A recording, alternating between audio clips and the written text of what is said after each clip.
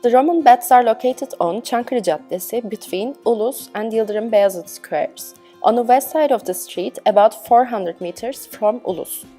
The platform on which the bath stood in an ancient city mound. At the top of mound are remains from the Roman period with some mixture of Byzantine and Seljuk material. At the bottom are remains Phrygian settlement. In the area traditionally known as Çankırı Kapı, Roman remains of two different types can be distinguished. A stretch of columned roadway from the ancient Roman city of Ankara, the Roman baths, and Palestra buildings.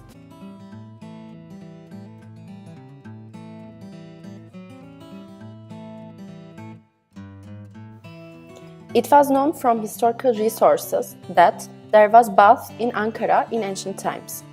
First remains related to bath was uncovered during a construction work in 1931. Large bath is consisting of two sections, which are Palestra, also known as sports area, and bath complex.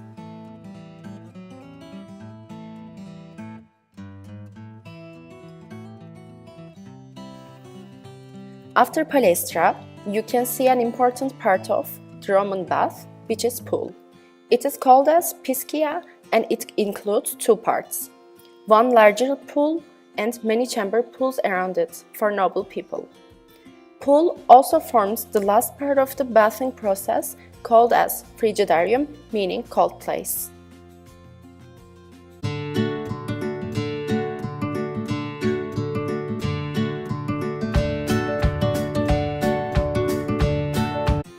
Roman bath includes 4 different sections. First part is apothecarium, which is the changing room. Second is tepidarium, known as the warm area. Next, and the part you see now, is called as caldarium, the hottest area of the bath. And the last section is called as frigidarium, cold area that includes pool.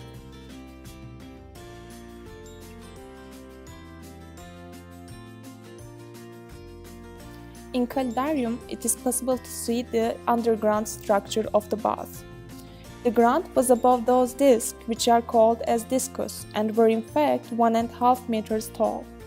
The discs supported the heating system, which was made through the hot air circulation from the furnaces underground. Although ancient Ankara was not as popular as Ephesus, Bergama, or Smyrna, it was a significant location for Galatia. Ancient Ankara, ruled by Galatians during the Galatian period, stood at the crossroads between the east and the west. During the Roman period, the city's important location and its prominence as the capital of the province of Galatia led to its further development. Excavations carried out in 1937 between 1944 revealed a magnificent Roman building complex, including a palestra and covered baths.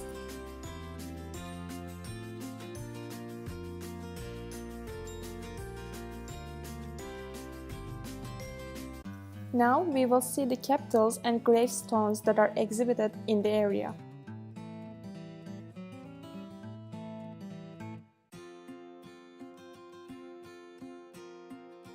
Here you can see the figure of Greek goddess of victory Nike, who is also known as Victoria in Roman mythology and was an inspiration for the brand Nike. Additionally, since the design for the 1928 Olympics, Nike's figure is present in every Olympic medal. Here on another capital you can see this mythologic creature called hippocampus, which is a seahorse and also gives a name for human brain part.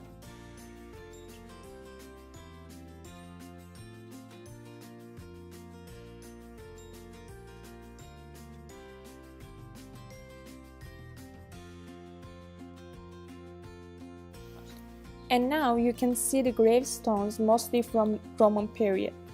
The two human figures shows that wives and husbands were usually buried together, and the door figure represents afterlife. Sometimes people's profession was also pictured. Here you can see a stone belongs to a farmer. It is the end of our Roman bath tour, and now it's time to take a look at the Temple of Augustus. But first, Column Street needs to be explained because it is connected with the temple. To the east of the Bath and Palaestra buildings lies a stretch of Column Way, which ran from ancient Ankara's sacred area, the area of the Temple of Augustus. During the early years of the Turkish Republic, when modern city of Ankara was being developed, the construction of Çankırı Street yielded remains of the Column Street, most of which still lies underground.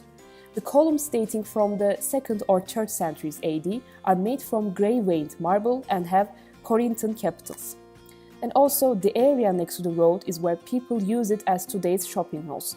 They provided all their market needs in there and went to the Temple of Augustus to worship.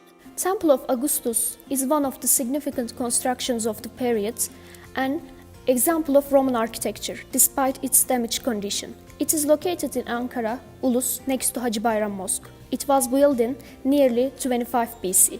It is believed that King Palaemenes, who is the son of the last emperor of Galatia, aimed to show his commitment to Augustus with this temple. When we consider temple in terms of architecture, it can be realized that conventional model of Anatolia is used instead of Rome's current model. This could be a conscious choice as a part of East policy of Augustus.